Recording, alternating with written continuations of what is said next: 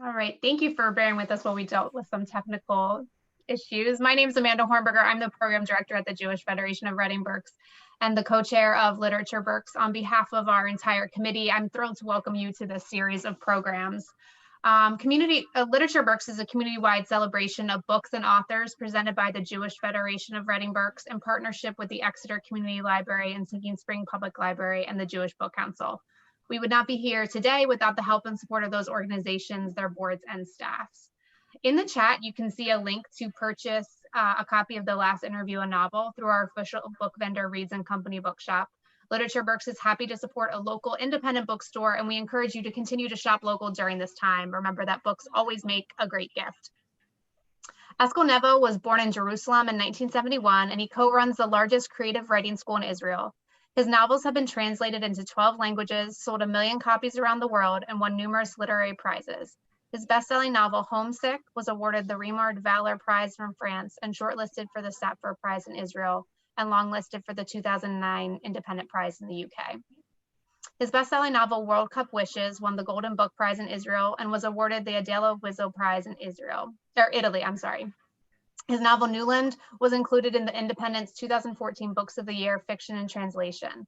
His best-selling novel, Three Floors Up, won the Platinum Book Prize in Israel, the Wiesel Prize in France, and was chosen by readers in Tel Aviv as the best book of 2015 and was a bestseller in Italy. It has been adapted to film by the acclaimed Italian director Nanni Moretti and will be screened at the 2021 Cannes Film Festival. The Last Interview, published in Hebrew in 2018, spent 30 weeks at the top of the bestseller list in Israel and is currently on the short list for the Lattice Granzo Prize in Italy and longlisted for the Femina Prize in France. Nevo lives in Rahana, Israel with his wife and three daughters, and I'm honored to welcome you to Literature Berks. Well, hello, everybody. All my previous events, e-events in the US were with webinar, and I couldn't see anyone. And today it's a real treat because I can actually see Myron and Karen and the Mazuz family and Rachel and Cynthia and Robin and all the rest of you are, of course, invited to be with the camera, because for me, seeing you and looking at you smiling or nodding is makes me feel less alone.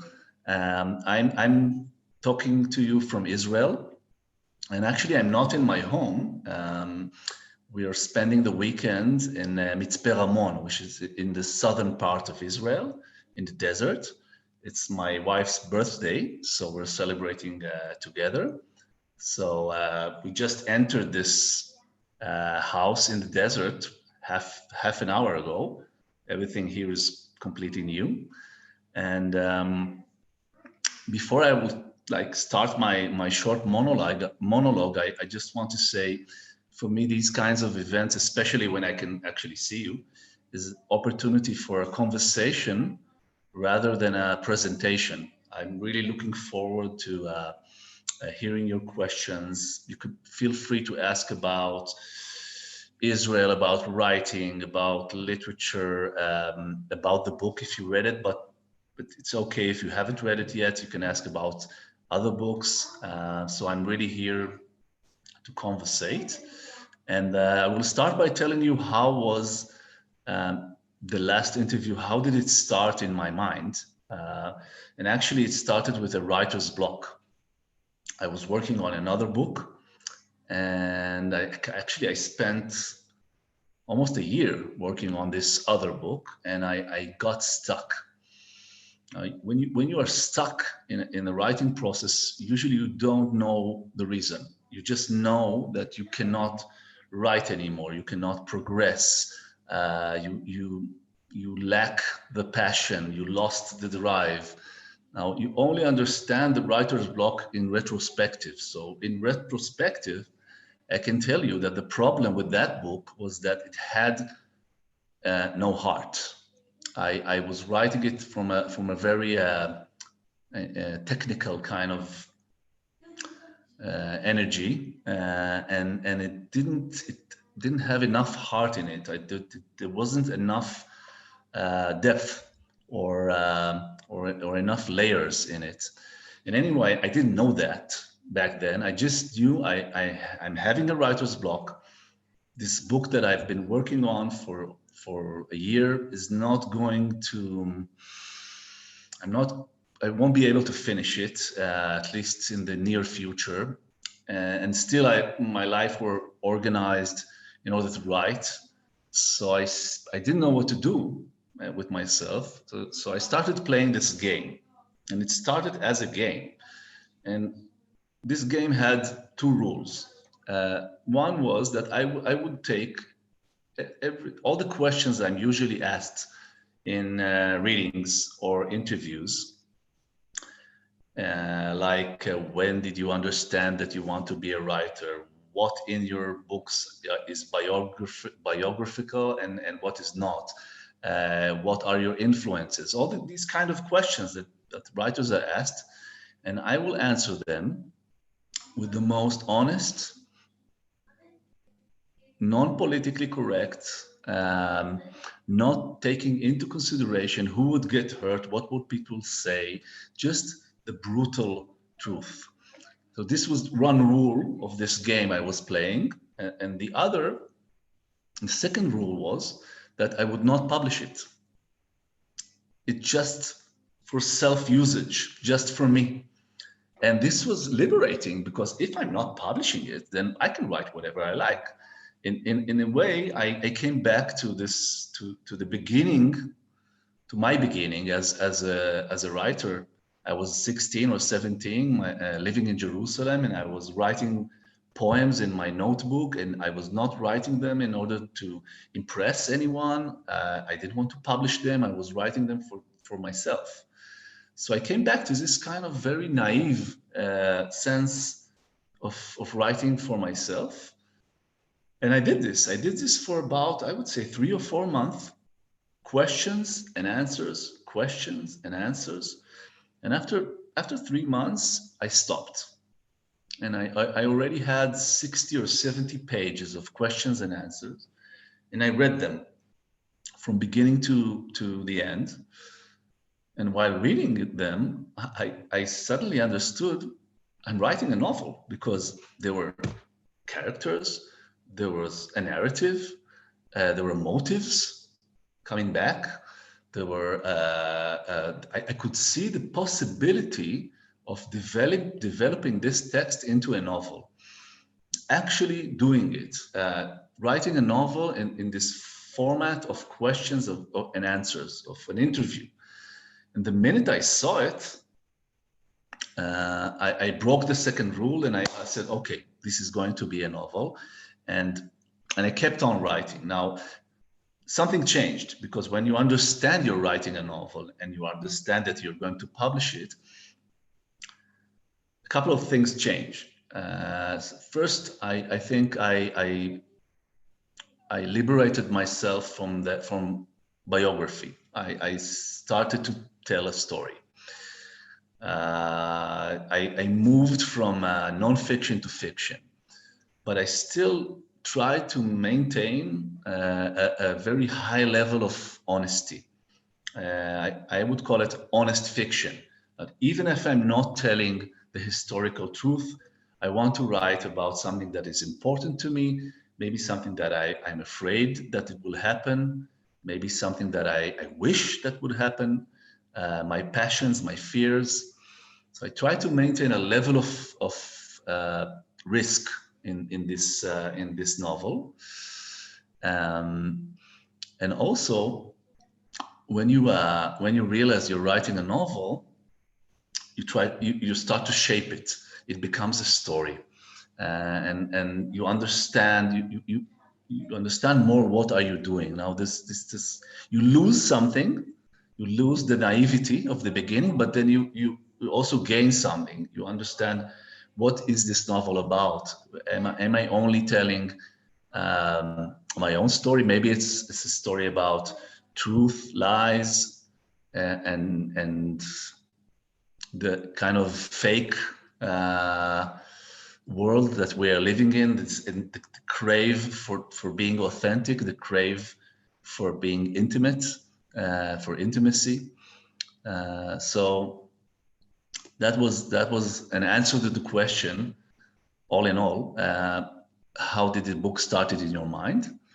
And that was my beginning for our conversation. And do you want me to like open it up for questions or for moderation?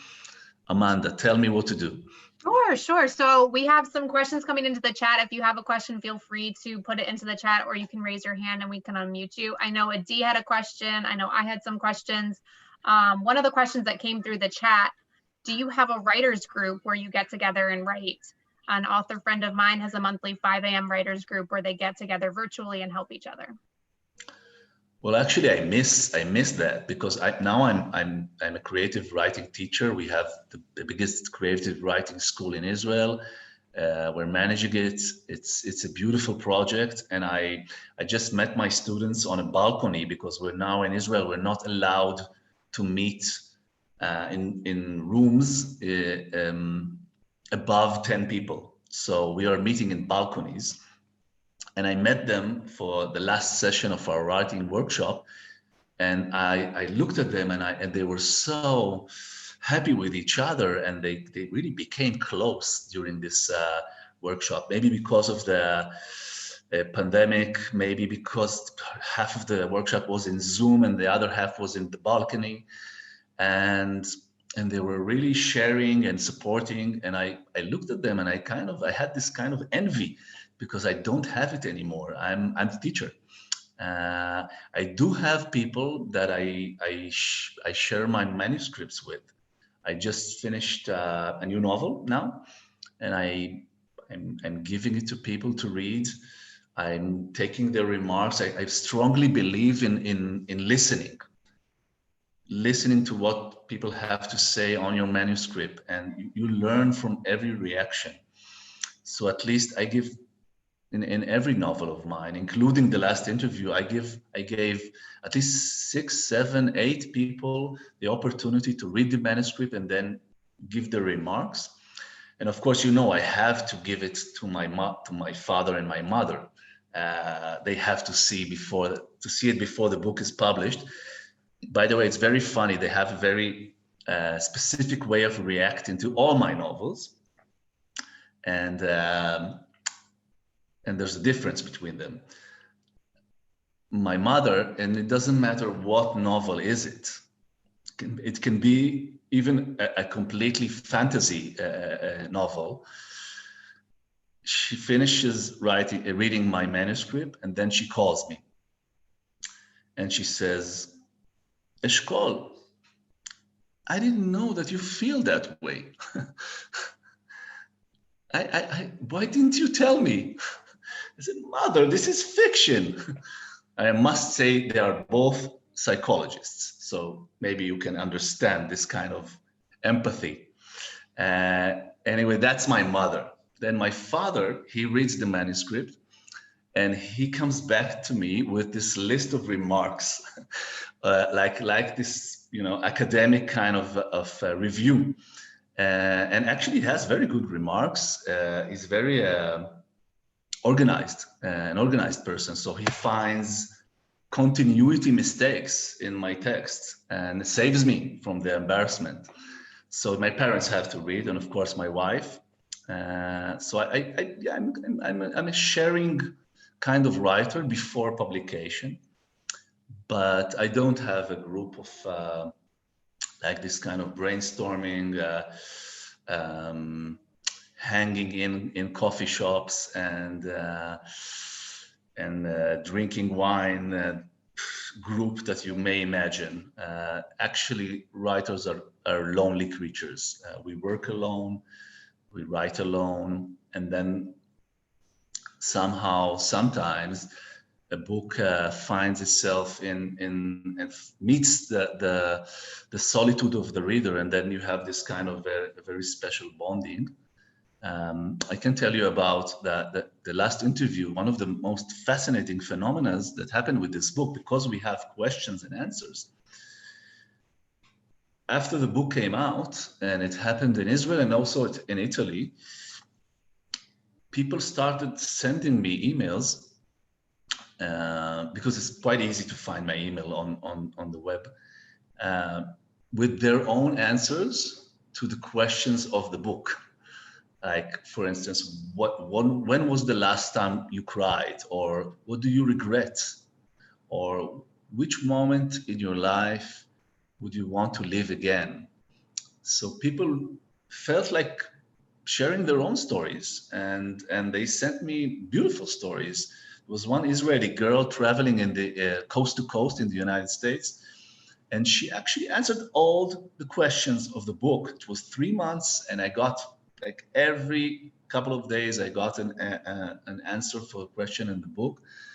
So this can also happen. This your loneliness meets the reader's loneliness, and together there's this kind of connection. Yeah, no, that's fascinating. I just finished the book this week. And one of the things that I thought was interesting was there was this really blurred line between truth and fiction. Um, with the narrator between like his wife and his daughter, and you really did kind of leave the book not really knowing, what was true and what was, this made up reality that he had. Do you want to kind of explain a little bit about that? Well, I think because the book developed, like I told you, developed from biography to fiction, gradually I understood that this is also one of the themes of the book, like this distinction we make between truth and the imaginary.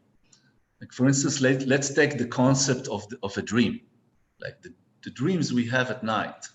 I don't know about you, but I've been dreaming a lot during this pandemic because life has changed, and remembering a lot of dreams. So if I would tell you now, all the people in our Zoom meeting, if I would share with you my dream, it would be extremely intimate. I will feel extremely intimate doing it, but the dream is not true. So, but maybe it's even more authentic than our day-to-day experience because it comes from something from a place which is deeper. So this tension between truth and lie, between fiction and biography, sometimes fiction, I think one of the things that this book is claiming, that sometimes fiction is a deeper truth than the historical truth. That when you look at the stories that someone is inventing, you can learn about him a lot. The narrator in this book is an obsessive storyteller. He has to tell a story. Even when he's talking with his wife, he's telling her stories. Even when he's talking with his best friend, which is kind of dying, he has to tell him stories. And one of the things this narrator is going through is this process of letting go of this obsessive storytelling and remaining with the simple truths. I think a lot of things in writing you understand only in retrospective. I think one of the reasons I wrote this book is that one of the reasons I deserted the other book was that I felt very strange feeling I never had. I think I started writing in 1999.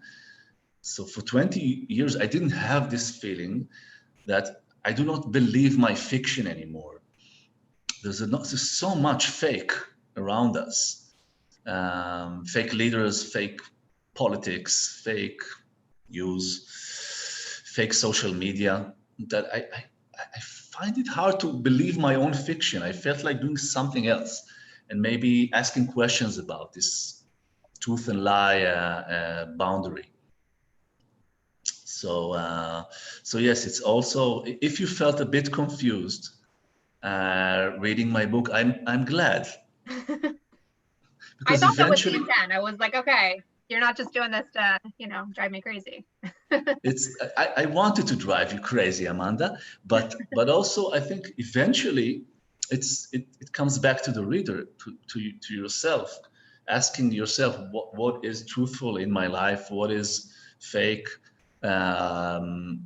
when I'm telling stories to people, what is in the heart of the story? Is there a truth? Is there honesty? Yeah, Anyway, yeah. absolutely. I agree. Adi, did you want to ask your question? I know you had one. Sure. So shalom again. I feel that there are a lot of stories that, you know, different authors are writing, whether from Israel, from the US, that you can just, you know, take the story and kind of put it in another country. So you can take the characters, you can take the places, just change some names, and it will still work. And I feel that with your books and your stories, this is not really possible. Like when I read your books, I felt that they're very Israeli. Like you're really sharing some Israeli experience. And I would like to ask if this is something that you do like on purpose and how much it's important to you to bring the Israeli experience. I know that, you know, army experience is usually, we can find it in some of your books and, you know, like specific places and markets. And so I was really curious to hear your point of view about it. Honestly, before my book started to be translated, before they were published outside of Israel, I thought they were so Israeli that no one outside of Israel could actually understand them. But I was completely surprised. Now I'm not surprised anymore, but at the beginning it was really, really astonishing to find out that Italian readers are in love with Mishalachat Yamina, with World Cup Wishes. It's called La Simmetria dei Desideri in Italian. And that readers in Romania are crazy about Three Floors Up. They think the book is about them. And with the last interview, it's a big success in France. You know, I cannot explain that. I can only think of one thing, that when I read books by American writers or by French writers or by Romanian writers or by Italians, I can connect to something that is beyond culture, beyond references that only people who grew up in the country of the writer can understand, beyond language. There's something beyond that we connect to in a book that we like. One of the most beautiful books I ever read is by Philip Roth, The Plot Against America, for instance. Now it's such an American book. Everything is American about it. It's the alternative history of what would have happened in America in the 40s. And I felt it while reading. I felt that it's an extremely American book, but I connected to the way he describes a relationship in a family, the way he describes growing up, being an adolescent. And I connected to the idea of alternative history because it's very relevant to our own Israeli history. So I'm an Israeli. I write in Hebrew. I dream in Hebrew. I take my inspiration from places like Mitzpeh Ramon, from places like Jerusalem, Haifa. But also, I must say, like regarding the last interview, this writer is traveling a lot. So there are a couple of scenes happening outside of Israel, and actually two of the most, I would say, intense scenes are connected to the United States. In one scene, the writer is in Minneapolis, and he's taken by ex-Israelis. They're picking him up from the train station, and while taking him and while riding towards the event or the hotel, they're telling him that their son wants to make Aliyah, and joined the Israeli army. And the husband is very supportive. He was himself in the Israeli army, and the wife is very worried. She's anxious. And then they turn to him and they ask him, "What do you think? Is it a good idea?" And then he gets himself into trouble. And I'll let you discover what happens later. It's in the book. And the other thing is birthright. This huge project that I'm sure that you are aware of. It's quite an issue in the Israeli culture. The birthright buses are still riding in our towns, even though the project is not has stopped because of the pandemic. And anyway, this writer is going to his lecture, and he's has a meeting with Taglit, with the birthright young people. And then one of the girls asked him after his lecture if she could take a ride with him because she wants to meet someone that she met during this birthright journey. And of course, she's breaking the rules of birthright. They're not allowed to do it. But he says yes, because there's a love story behind this, and he wants to support the love story. And then he gets himself into trouble again. So specifically, the last interview has a lot of elements in it where I'm examining the connection between Israel and Americans and Jewish Americans and ex-Israeli Americans, Israelis and Germans, and this sense of being an Israeli, like yourself, Adi, being an Israeli outside of Israel. What does it teach you? What kind of perspective do you get? How does it change the way you think about your own country? How does it change you as a person psychologically? So I hope I answered your beautiful question. Robin, do you want to unmute? I know you had a question, I think. Yes, thank you. I read your book, Eshkol, and I've enjoyed it so much, and I recommend it to everyone here, and I receive no commission for saying so. So it's a very honest recommendation. So my question follows from both the previous two questions, both Amanda's and Adi's, and your response to them about truth and fiction and the universality of your books. So I was very taken with the character of the narrator as a writer and his confusion maybe between truth and fiction, but also his talent for blurring truth and fiction.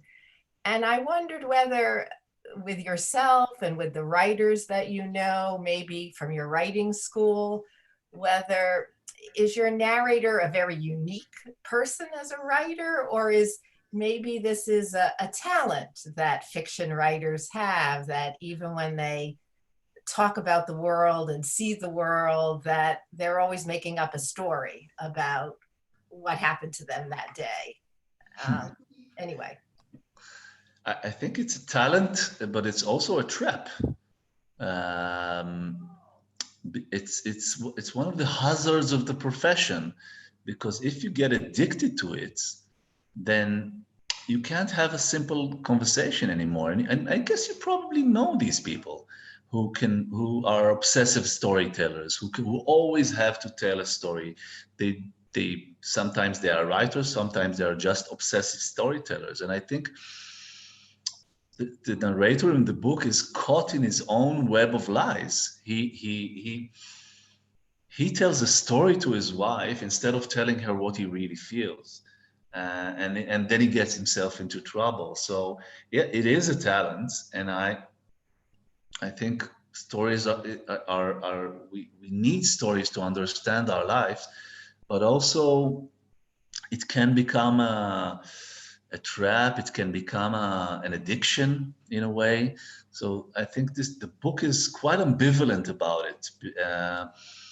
Because I guess I was feeling ambivalent about it. I was, after 20 years of writing, and I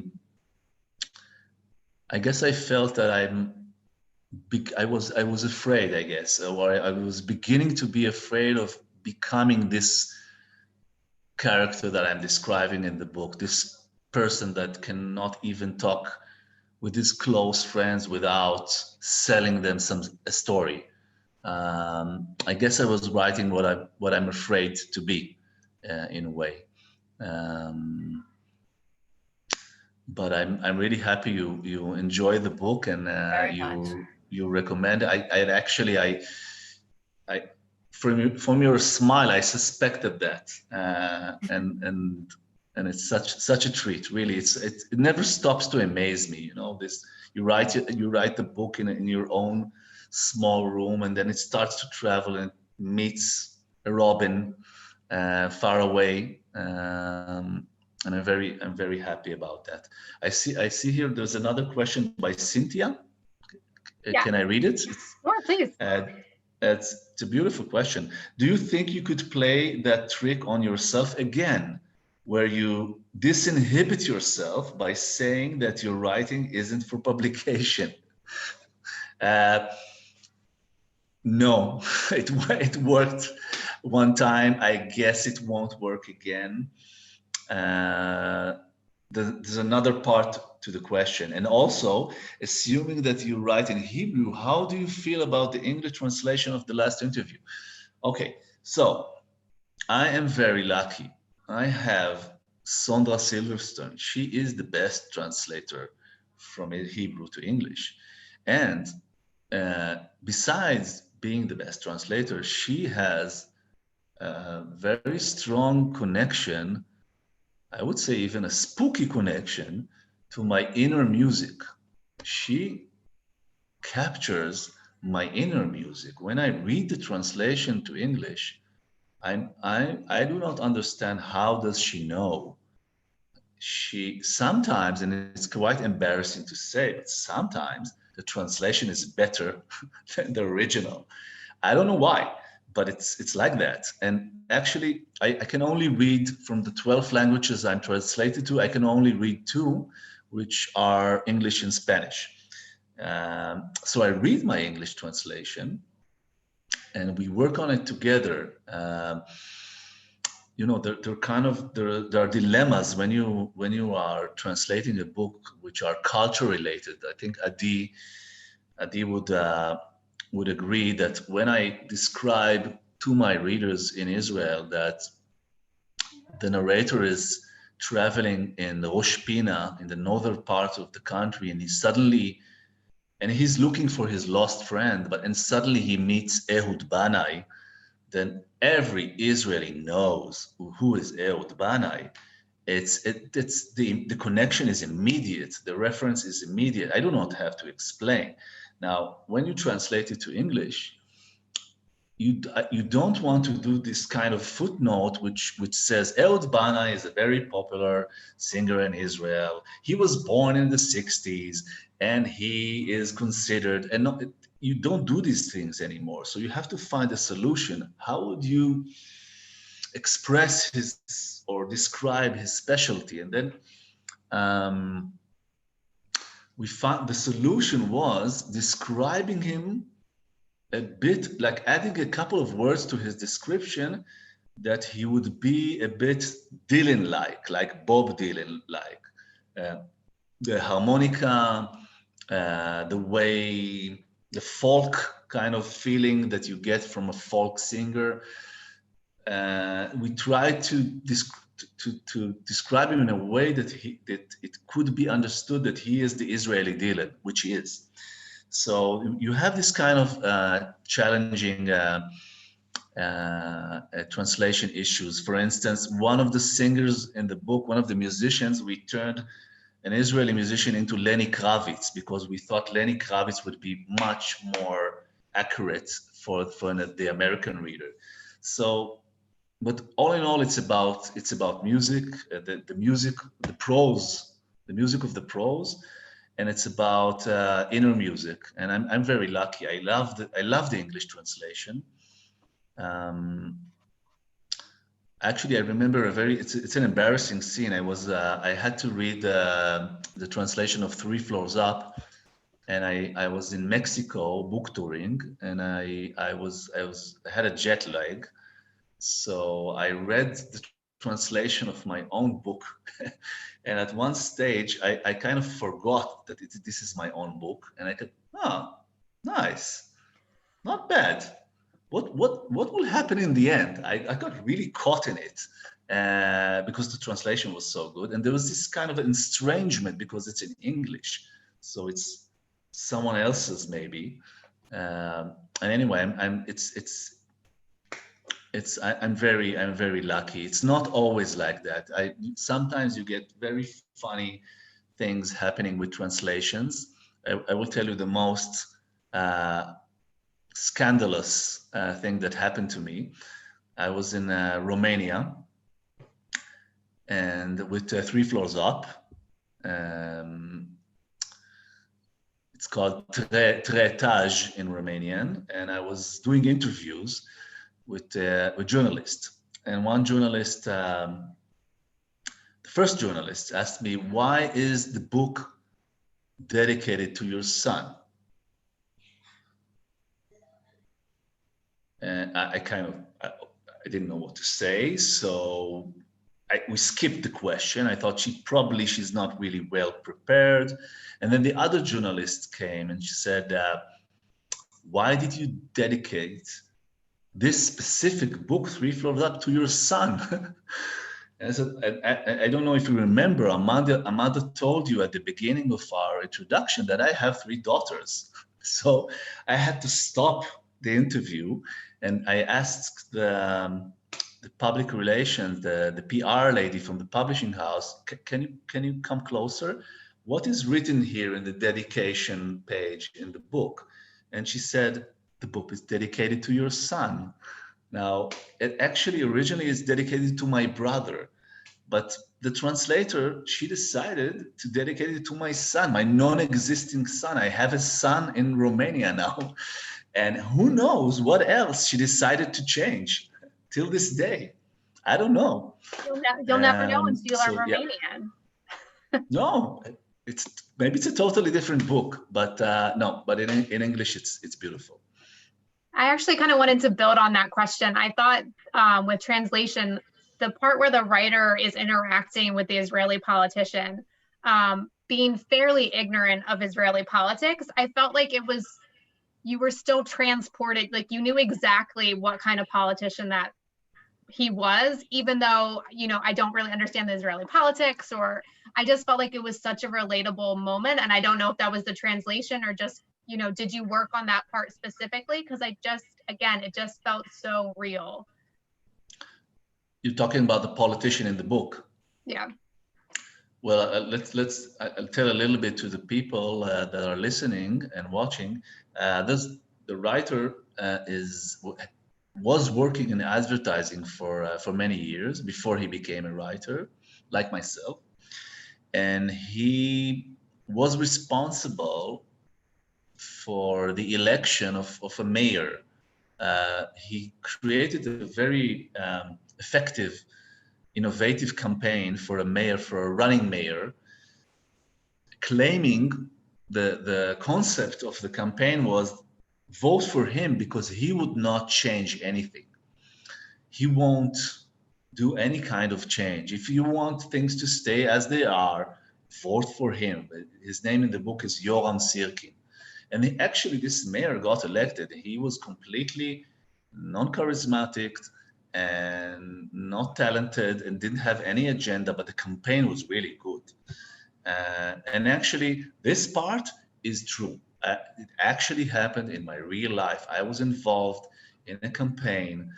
The campaign was extremely good and very manipulative, and we were frightened to discover on the night of election that this guy, which was completely not right for the job, he actually got elected. And actually, this was one of the reasons I quit advertising. I realized what kind of power can words have to destroy. Now, actually, this mayor, this person is now in jail. He was accused of corruption. He's in jail, but the story told in the last interview is taking it one step further. What would have happened if this mayor was also elected to be a minister, and then maybe he's running to be a prime minister, and this writer is still supporting him, and there was not I wouldn't say there was a specific politician I was thinking about. I guess it's a combination of all the populists we have around us. We have Trump, we have Netanyahu, we have enough inspiration for leaders who are focused on campaign instead of doing the right thing or thinking about the citizens or taking care of the pandemia as they should. So there was no lack of inspiration for this kind of character. And since the book came out in every country that it's published, everyone is sure that it's about their own politician. How did you know? Yeah, it's so relatable. Yeah, I guess we have a lot of them now. Yeah. What can you tell us about the film adaptation for Three Floors Up? Were you very involved with it? First of all, Nanni Moretti is a huge director in Europe. He won the Cannes Festival. Like it's equivalent to Spielberg in the United States. If you say Nanni Moretti in Europe, he's a mega star. And when I got his first email talking about truth and lies, the first email I got from Nanni Moretti, I was sure that it was a fake Nanni Moretti. Someone is pulling a trick on me. So it seemed unbelievable. So I answered him very hesitantly, in a very formal way. I asked, can you please elaborate about your plans to adapt my book? And I thought to myself, if he's a fake Nanni Moretti, probably it would be the end. He would not answer. But then instead I got this 2 pages long email from the real Nanni Moretti explaining what he wants to do. And actually, this is what he did in the end.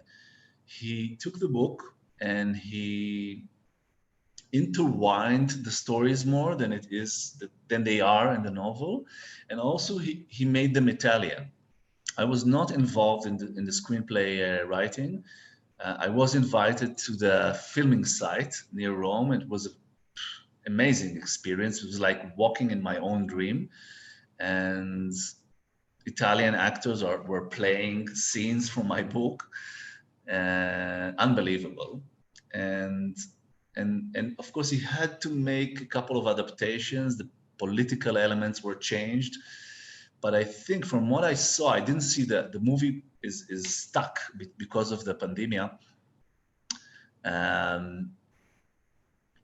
But from what I saw many scenes, and from what I saw, I think it's very close at heart to the book, and it's supposed to be screened in the Cannes Festival. And if it will be a great movie, I would say it's because of the book. And if it's going to be a lousy movie, I say, yeah. You had nothing to do with it. Yeah. No. I love that. Yeah, but I'm laughing because I'm so excited about it. I'm just, I'm anticipating. I'm curious. It's gonna be a very big moment.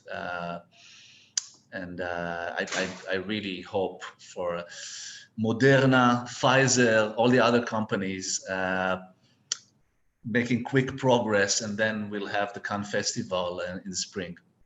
Yes, hopefully. Robin had another question. Do you like going on book tours all over the world, or would you really prefer to tour by Zoom, even if there wasn't a pandemic? Look, I'm enjoying our Zoom because I actually see you, and it's really a treat. but of course I prefer book touring. I love traveling. I think there are two kinds of writers, and you can differentiate between them in this specific time we are living in. It's very easy to differentiate. It's very easy to tell. There are the kind of writers or the species, that for them the corona was kind of salvation, because they don't like people so much and they could be alone and they don't need to travel, and meeting people causes them anxiety attacks, and then they were quite happy for not traveling and not book touring and not doing readings. Some of my my colleagues, I love traveling. I love meeting people. I hunt for stories. I listen. At least three of my novels were born while book touring and while hearing a story from someone. I couldn't write the last interview without book touring. Part of this, the experience of the writer is book touring. So I wish I could meet you all in person, and it would probably happen. I book toured in the United States at least, I think, 3 or 4 times, and it was eye-opening experience. I heard amazing stories. I met fascinating people.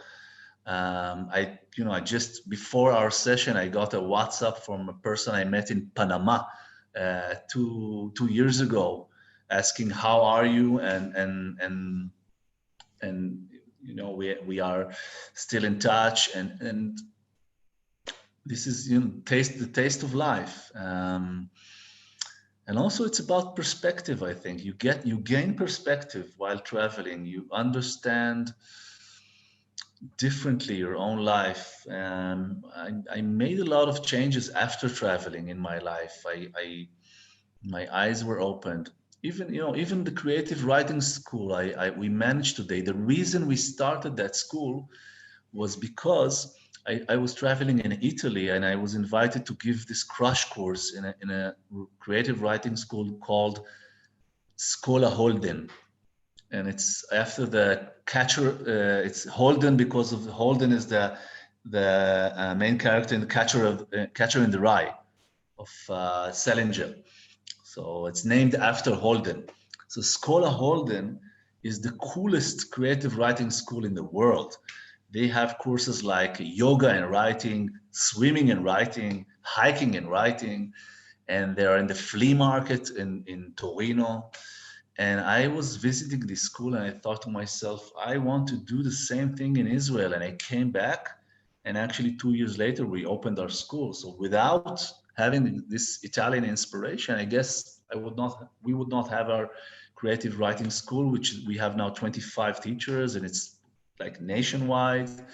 So no, for me, book touring is inspiration. Definitely. Zoom has its own advantages. I could look into your own houses, and see very interesting things are happening in your house, Robin.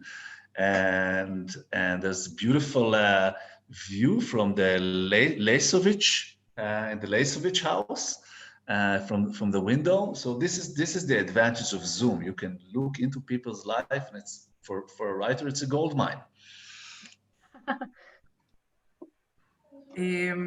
I have two things. One, I would like to mention, you were talking before about the upcoming movie. I just want to mention that there was another book, One Wish to the Right. I hope this is the right translation. That was also a play. I think it was Bet Lessin Theater, if I remember correctly. I will say that I went to see the play. It was, I want to say 7 years ago, then 8. And for me, it was amazing experience. I cried also in the play, same as the book. I wanted to ask you a question, and I guess it's a hard question. What is your favorite book from the book that you wrote? Well, we're in a very intimate setting now.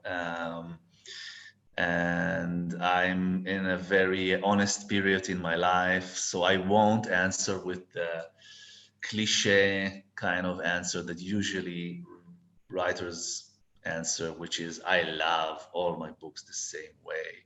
They are like children. How can you prefer one child over another?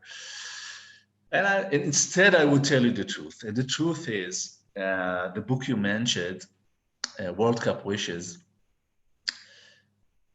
I don't know if I would say it's my favorite, but I have a very special connection with it. I never really said goodbye to this book. There was this theater play, and this got me back into the book, and seeing the theater play with my friends. It's a book about friendship.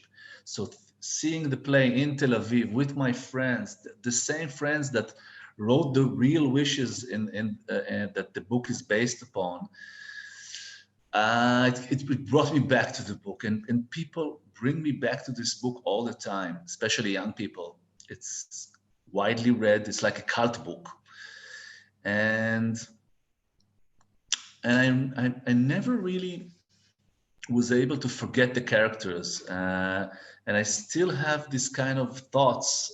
It's not like I'm not sure when, but I'm really thinking about doing a sequel, like World Cup Wishes Strikes Again.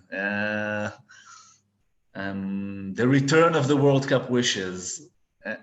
I'm really, they're kind of, they're 28 at the beginning of the 30s in the end of the book, and I think the next book they should be around 40, having a midlife crisis, like domino falling, each one of them. Maybe they're all still in love with the same girl, Yara. So yes, this book, I have a special connection to this book, and of course, I always loved my latest. You know, I'm still very attached to The Last Interview. It's still running in my blood. I still feel very. It's very vivid when I talk about it. So that. Does anyone else have any other questions? I don't see anything else coming in. I know it's very late in Israel, so thank you so much for taking the time out of your vacation and for meeting with us so late. I see that Robin raising her hand. Oh, sure. Go ahead, Robin. Okay. This is a quick one because I don't want to keep you either. So we were asking about your favorite books among your books, but do you have favorites among other Israeli writers that you would recommend to us? Actually, I'm very proud of one of my students. I have one of my students has become a star, and it's kind of pride. And people ask me, "Don't you envy her?" And I say, "How can you envy your own students?" Like. אין אדם, in Hebrew you say, אין אדם מתקנא בתלמידו. You don't envy your students, your son. So one of my students is called Ayelet Gundargoshe. And she has a couple of books translated in English, and I would recommend the one called Waking Lions, which is a combination of a thriller and kind of a psychological description of a doctor, a hospital doctor, which gets himself into trouble. And so Waking Lions by Ayelet Gundargoshen, my star student, definitely. I just put a link for it in the chat. She really is Cool. a star. I didn't realize she was your student. It makes you feel like it's a very small world. Yep. I liked The Liar also. Yep. So I recommend all of her books. Thank you so much. I put a link to The Last Interview in our chat. I also linked to Waking Lions in case anyone's interested in that. There are other Eshkol Nevo books available from Bookshop through Reads and Companies. Thank you so much, Toda, for joining us, and have a great night. Bye. Bye. Take care.